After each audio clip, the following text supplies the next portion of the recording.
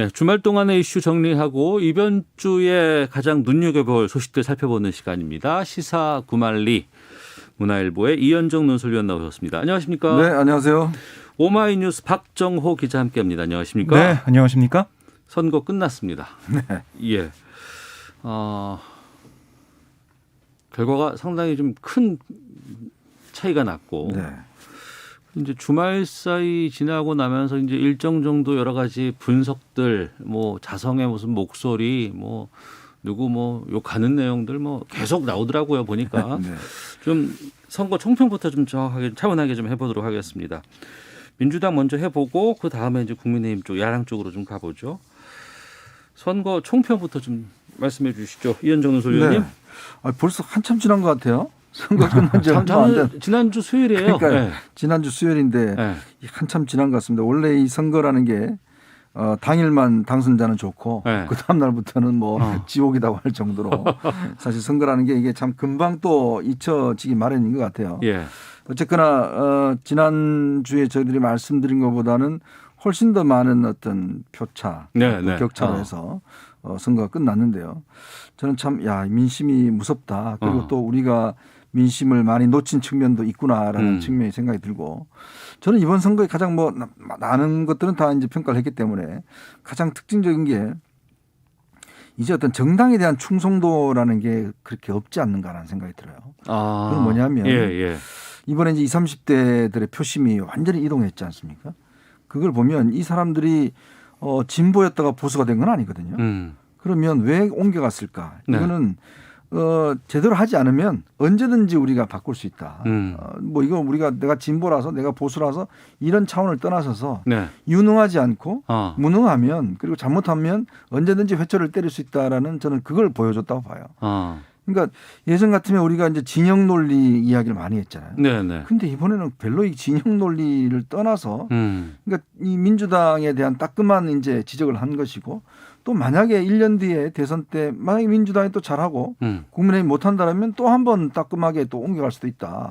자, 그렇기 때문에 정당이 이번 선거 결과를 보면서 이제 뭐 자기 편 무조건 나를 찍어주는 사람 이거는 없다.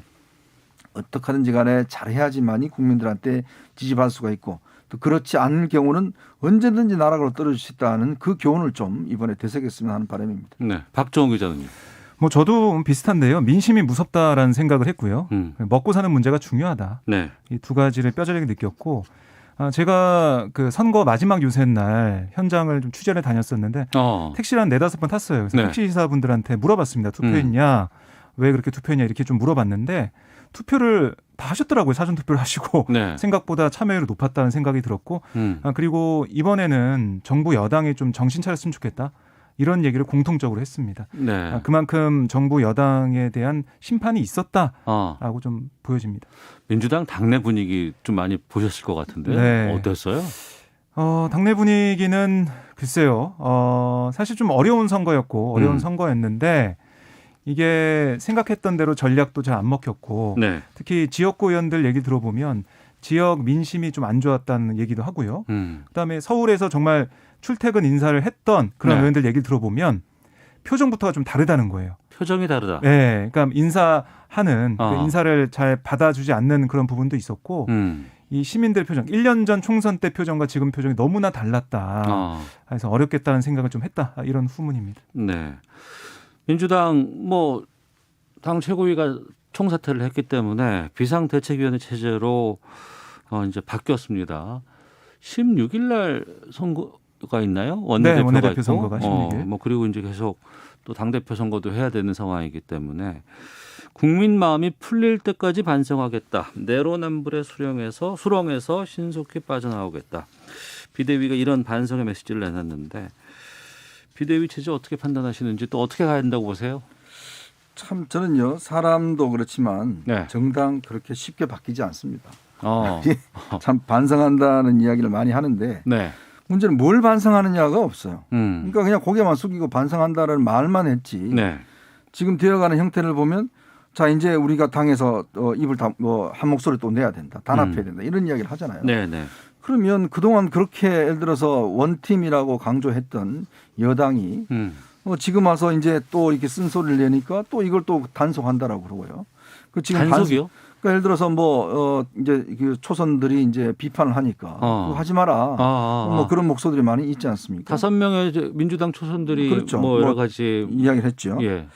그러니까 결국은 이게 지금 뭐 뭔가 우리가 환부를 이렇게 의사들이 수술을 하려면 예. 정확히 환부를 가려내고 그 환부를 제거를 해야 되는데 네. 문제는 대충 보고서 그냥 꼬매버리면 이게 또 터지거든요. 네, 네. 저는 그런 지금 현재 상황이 아닌가 싶어요. 왜냐하면 이번 선거 직전만 보십시오. 이해찬 전 대표가 나와서 뭐라고 그랬습니까? 내가 나와보니까 이번 선거 다 이겼더라. 이런 이야기 했잖아요. 네, 네. 더군다나 또 그동안 이 야당에 대해서 사실은 혼자서 단독으로 뭘 통과시키고 뭐 했던 것이 다 이제 축적돼서 나타난 거 아니겠습니까? 그걸 주도했던 분이 지금 원내대표 나온다고 하고 있어요. 네. 뭐 본인은 의회주의자다 그러고 갑자기 야당 보고 뭐 쓰레기라고 이야기했던 그 원내대표로 나온다는 분이 이제 윤호중. 윤호중 네. 지금 법사위원장인데 사실 지금 모든 이 법안 단독의 출발점은 법사위원회에 있었거든요. 예.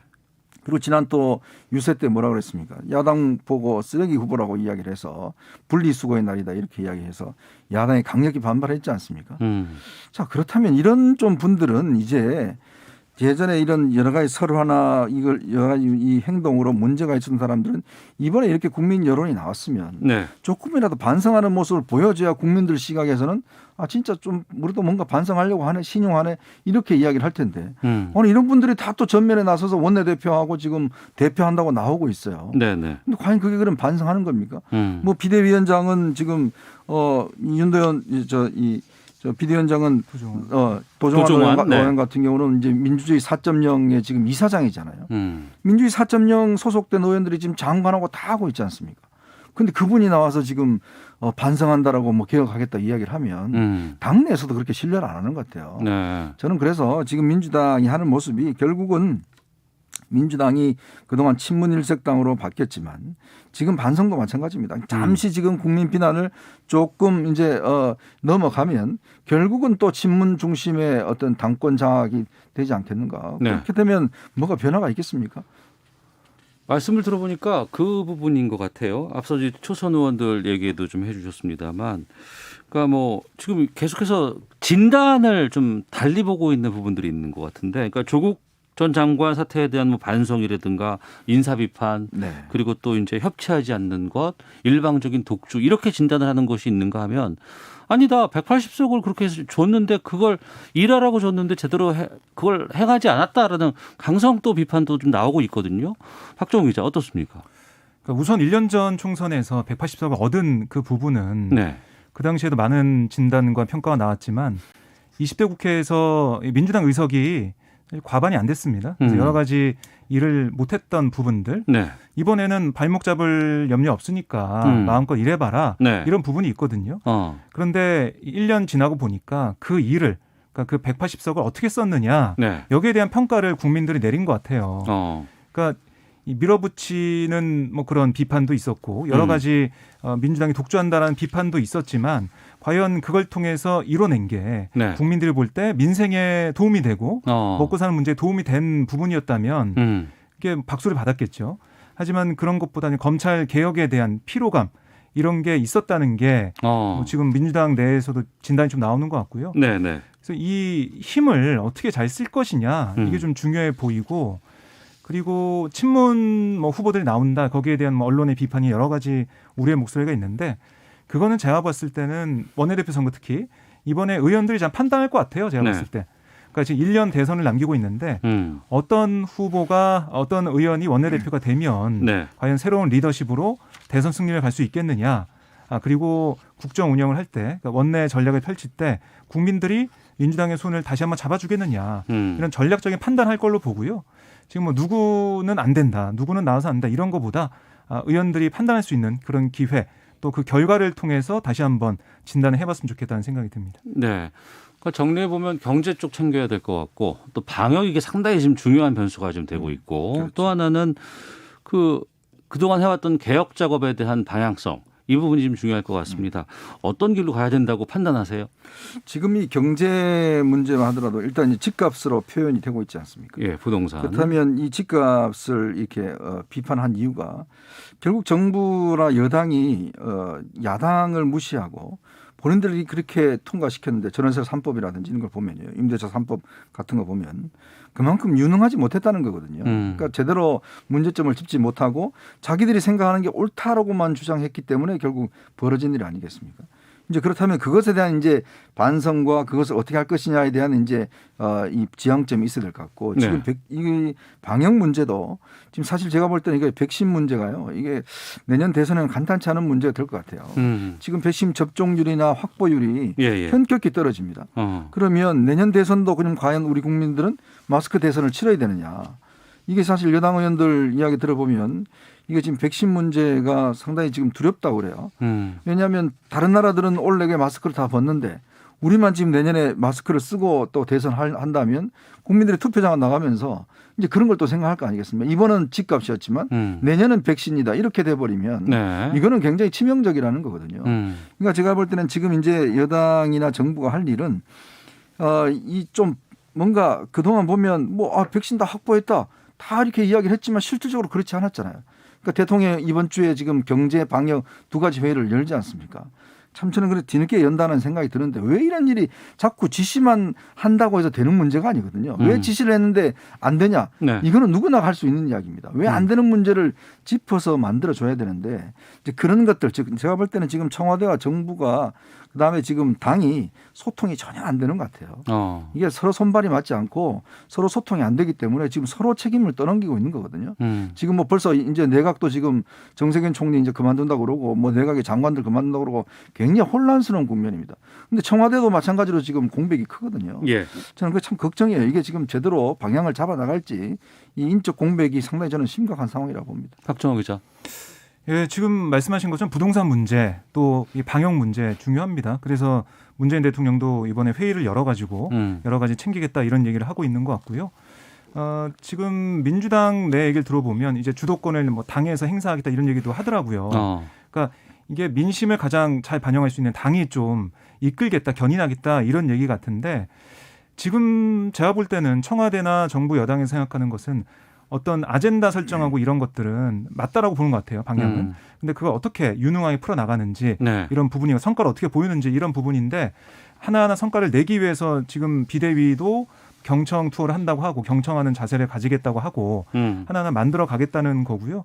그게 계획대로 잘 될 때 또 새로운 리더십이 잘 만들어져서 일하는 모습, 유능한 모습을 보여줄 때 그게 득점되는 그러니까 플러스되는 요인이 될 것 같고 또 한 가지 좀 아쉬운 게 뭐냐면 이게 이번에는 어쨌든 오세훈 후보와 박형준 후보의 여러 가지 의혹에 대해서 집중을 좀 했지만 이게 정책적인 걸 좀 보여줬으면 좋겠다라는 아쉬움이 민주당 내에서 나오고 있거든요. 그러니까 예전에 무상급식 문제라든가 이번에는 10만 원씩 재난지원금 주는 서울시나 부산시 주는 문제들 이런 것들 같은 경우는 극명하게 여야가 나뉘는 부분이 있거든요. 이런 아젠다를 가지고 와서 국민들한테 좀 지지를 받는 국민을 설득해내는 이런 모습을 좀 보였다면 이 선거가 이렇게까지 어렵지 않았을 것 같다는 생각을 하는데 그러기에는 시간도 좀 부족했고 LH 사태라는 게 너무 셌기 때문에 이런 게 다 복합적으로 지금 다 중첩이 되면서 크게 졌지만은 앞으로 1년 동안에는 국민들이 볼 때 이건 정말 추진해야 된다 이렇게 생각하는 국민들이 좀 많은 하지만 야당은 또 반대하면서 여러 가지 글쎄요 이 여야가 좀 나눠서 생각할 수 있는 부분들 대척하는 지점이 분명한 이런 아젠다를 좀 발굴해서 국민을 설득하는 작업이 있으면 좋겠다라는 얘기를 하더라고요. 국민의힘 쪽으로 좀 건너가 보도록 하겠습니다. 지금 표정 관리 좀 하고 있는 것 같아요. 국민의힘은 또 좀 조심스러운 부분들도 좀 있고 당장의 국민의힘은 선거에서는 이겼습니다만 지금 차기 당권 경쟁으로 지금 들어가는 모양새거든요. 김종인 비대위원장이 사퇴를 하고 당을 어떻게 또 내년 대선까지 누가 또 책임지고 가야 되는데 어떻게 보세요? 지금 일단 당권에 나서겠다는 분들이 꽤 많이 있습니다. 많다면서요? 네, 정말 숫자는 한 10명 가량 된다라고 이야기를 하는데 당대표 출마하신 분들이 당대표 하는 사람들만. 저는 이번 선거의 승리에 대한 정말 원인을 김종인 위원장이 마지막으로 일가를 하면서 떠났지 않습니까? 저는 거기에 해답이 있다고 봅니다. 이거는 지금 국민의힘의 승리가 아니라는 거거든요. 네. 결국은 반사 이익이고 결국 민주당한테 따끔하게 질책을 하는 것이고 승리가 아닌 반사 이익을 얻은 그렇죠. 것이다. 국민의힘은 어떤 면에서 보면 민주당을 따끔하게 회초리 때리기 위해서 하나의 수단인 것뿐이죠. 그렇다고 국민들이 지금 국민의힘에 전적인 지지를 보내고 있는가? 네. 저는 그래서 지금 일부 그 당 중진들이 보이고 있는 행태를 보면 아직도 이게 정신 차려야 될 부분이 많구나라는 생각이 들어요. 저는 그러면 지금 이번에 표심을 한번 보시면요. 네. 저는 제가 오랫동안 이렇게 정치를 봐왔지만 정치의 근본 틀이 지금 바뀌고 있는 것 같아요. 틀이 바뀐다. 자, 왜냐하면 우리가 그동안 보면 연령층이 뭐 한 50대 이상은 뭐 보수적이고 20, 30대는 진보적이고 뭐 이런 이제 고정 틀이 있었잖아요. 근데 지금은 다 그게 없어져 버렸어요. 자, 20대, 30대가 60대가 동조해 버립니다. 네. 그리고 40대가 고립되어 버려요. 그리고 이제 지금 20대가 어쩌면 정치적으로 이제는 굉장히 중요한 스윙 보터가 되어 버렸어요. 네, 네. 우리가 그동안 스윙 보터라 그러면 40대 뭐 이렇게 이야기를 했는데 그랬죠. 네. 이제 20, 30대가 움직여 버리면 뭐 70% 거의 뭐 표에 보면 70% 이상씩 몰아줘 버리잖아요. 그러면 이거는 굉장히 큰 변화고 이 요구는 뭐냐면 정당이 이제 당신도 좀 바꿔야 된다. 이제 뭐 예를 들어서 서열순으로 무슨 뭐 당대표하고 선수가 높으면 뭐 원내대표하고 이런 게 아니라 이제는 뭔가 국민들의 요구를 재빨리 수용할 수 있고 잘할 수 있는 그런 시스템으로 가야 된다. 이걸 지금 요구하고 있는 거거든요. 저는 그런 면에서 지금 국민의힘이 이번에 당대표도 뭐 원내대표 하던 분들 뭐 몇몇 이렇게 술잡혀 있는데 오히려 정말 이걸 하려면 저는 완전히 당을 유럽식이나 이런 걸로 바꿔서 정말 40대, 30대 대표가 나올 수 있다고 봐요. 초선 대표가 나와야 된다고 봅니다. 그렇게 되면 국민들 입장에서 보면 이 정당이 이제는 좀 국악을 탈피하는구나 라는 느낌들을 가질 수가 있는 거거든요. 그렇게 해서 전국을 주도하려면 저는 야당이 획기적인 실험을 해야 된다. 이번 전당대회에. 단순히 그냥 예전에 타성에 막혀서 자 이겼으니까 이제 뭐 5선 4선 중진들이 당대표 하라. 이런 문법으로 가면 저는 내년 대선도 어렵지 않을까라는 생각이 들어요. 네. 이은정 의원께서는 획기적인 실험을 국민의힘에서 해야 된다라고 이제 말씀을 하시는데 또 국민의힘과 획기적인 실험 이게 매치가 좀 잘 안 되는 부분들이 좀 있어서 박정우 기자는 어떻게 보고 계세요? 뜨거운 얼음 같습니다. 그러니까 김종인 위원장의 리더십이 워낙에 확고했기 때문에 그걸 뛰어넘을 수 있는 모습을 좀 보여주느냐 이게 좀 중요해 보여요. 그러니까 사람이 어떤 큰 자극을 받게 되면 그 다음에 오는 자극이 좀 세더라도 별로 못 느끼잖아요. 그러니까 김종인 위원장을 뛰어넘을 수 있는 리더십을 세울 수 있냐 이런 문제인데 제가 볼 때는 좀 쉽지 않아 보이거든요. 그리고 지금부터 뭐 조경태, 뭐 주호영 의원 등등 해가지고 이 영남권에 대한 비판하는 초선 의원들에게 각을 또 세우는 모습을 좀 보이고 있단 말이죠. 그러니까 김종인 위원장이 얘기했던 뭐 지역주의, 그러니까 이른바 영남당으로 돌아가는 그런 모습, 이게 좀 나올 가능성이 크다. 그러니까 지금 초선 의원들이 계속해서 정풍운동 뭐 이런 얘기가 나올 정도로 당을 바꾸려고 하고 있고 뭐 최고위원 출마도 좀 생각하고 있고 하고 있지만 쉽게 국민의힘이 바뀌겠느냐 이런 생각이 들고요.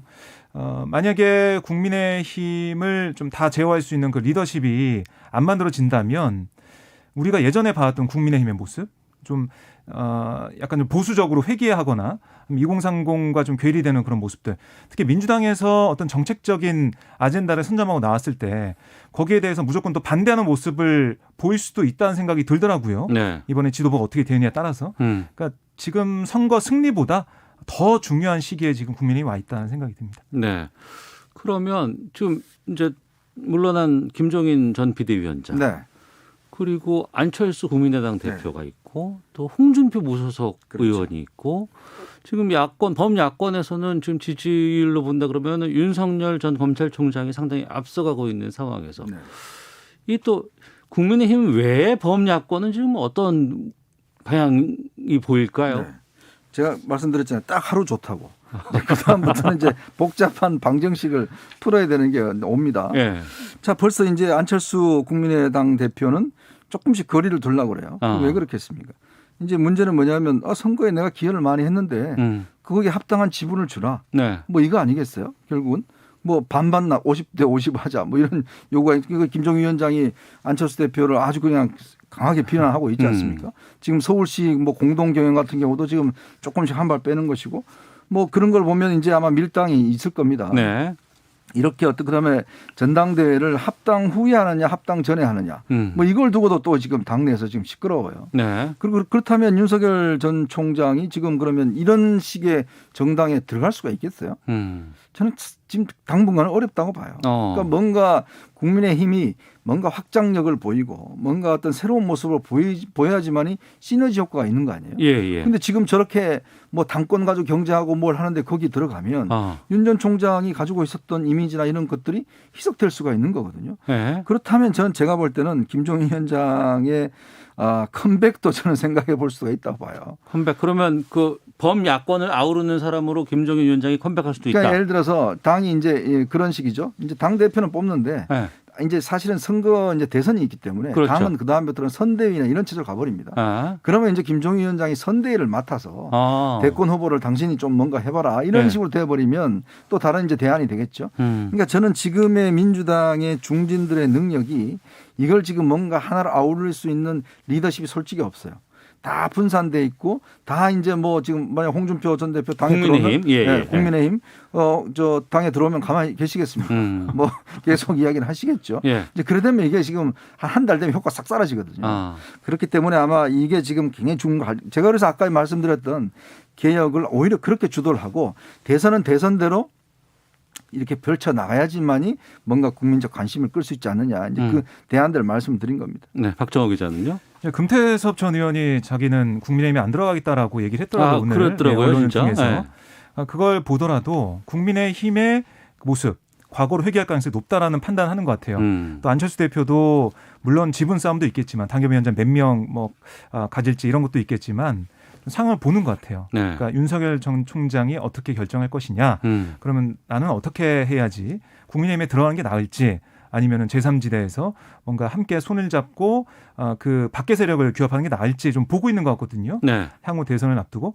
그러니까 국민의힘 입장에서는 지금 제일 중요한 시기인데 2030 그 표심을 얘기하면서 초선 의원들은 당의 혁신을 얘기하고 있고 중진들은 우리 당의 원래 정체성을 찾아야 한다고 얘기하고 있고 이게 민주당보다 오히려 더 지금 복잡해진 상황인 거죠. 네. 민주당은 혁신 또 쇄신 그 사과와 성찰 여기로 가면 되지만 국민의힘은 선거에서 이겼기 때문에 이 민심을 우리가 잘 해석해서 이걸 받아내려면 이렇게 변해야 된다는 각자의 생각이 있는 거거든요. 네. 그래서 국민의힘은 좀 오히려 더 어려울 수 있겠다는 생각이 들고 김종인 위원장 같은 경우는 뭐 야권 대통합에 좀 부정적입니다. 그래서 만약에 김종인 위원장이 국민의힘에 돌아오게 된다면 안철수 대표를 비롯한 다른 이 야권 후보들이 과연 뭐 국민의힘에 들어올 수 있겠냐. 그건 더 어려워진다고 보고 그렇게 되면 다자구도 속에서 대선도 갈 수 있단 말이죠. 네. 그럼 국민의힘은 더 어려울 수 있겠다.